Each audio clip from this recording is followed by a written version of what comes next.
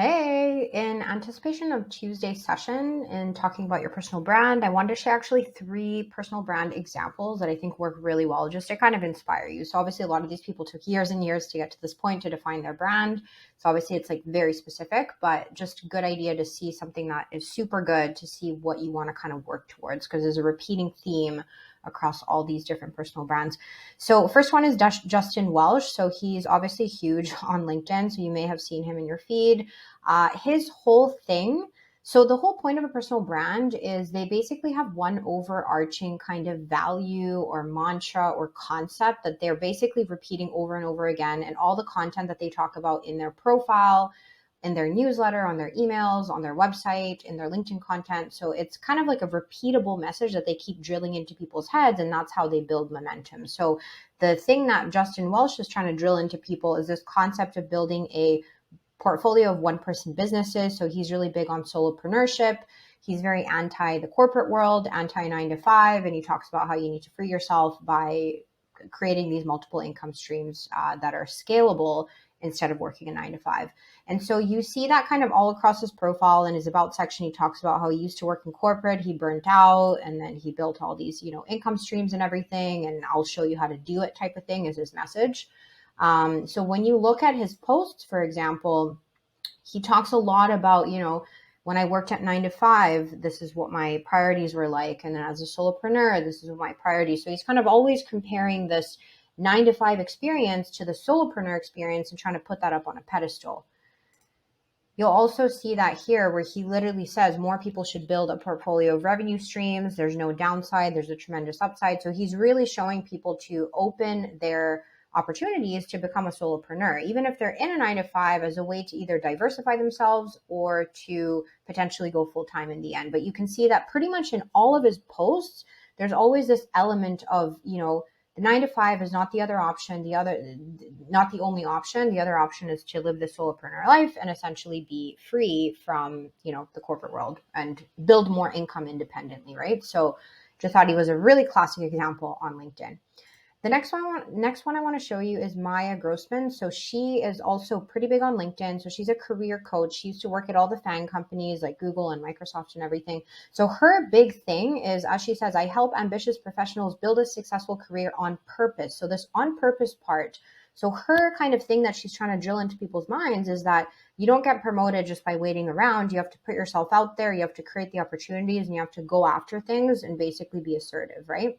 And so in her content, you see that over and over again. She talks a lot about how she progressed in her career, which was basically going after things that even she didn't feel like she was quite at that level, she would always reach higher. And that's kind of her secret, is to creating your own opportunities. So if we look at kind of this post, for example, she talks about her old self, which she describes as, I used to be terrified of asking for what I wanted.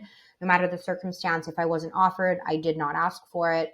And then, invitation to join a strategic meeting, access to software. Like, she just describes how she was really scared to basically put herself out there and ask for what she deserves. And then she usually talks about, basically how taking action helped her grow her career. And, she probably goes on about that in that post. But the whole point is that, like, most of her posts talk about this whole concept of, like, make your own luck in your career. That's the only way that you move up.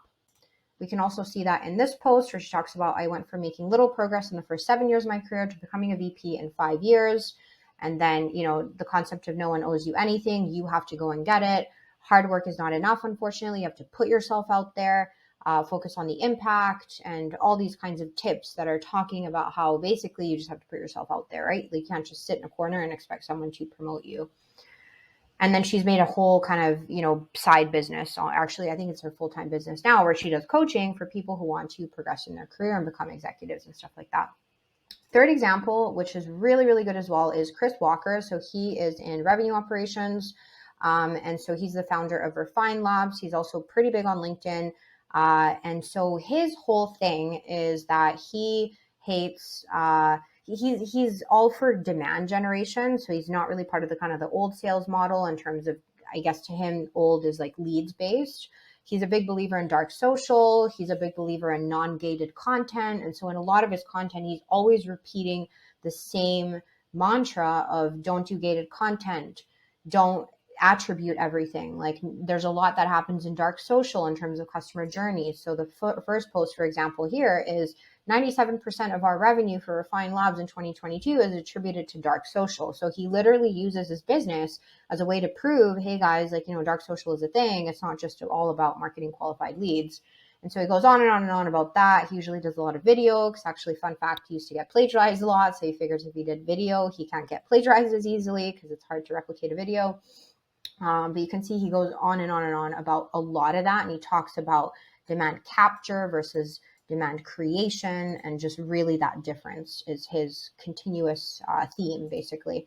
You can also see it here where he talks about B2B buyers don't want chatbots, gated content. He hates gated content, SDR qualification calls. Then he says B2B buyers want, learning from expert content, experts from your company active in community. So literally being there with the customers, talking about them, talking to them, transparent published pricing, just basically ungated stuff, right? So whether we believe in this or not and agree with him, the whole point is that he has a continuous theme that he's drilling into people's minds.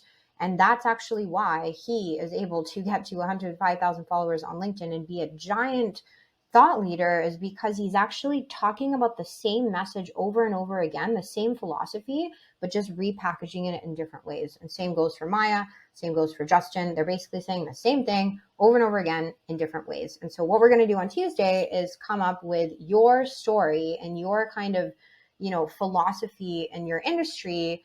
And we're going to basically paint a picture of the devil that you're fighting against, like the villain that you're creating in your story that you disagree with, that hopefully now you're going to round up everyone else who also disagrees with that villain and then build traction and authority in that way. So anyway, I hope this is helpful and I'm super excited for Tuesday.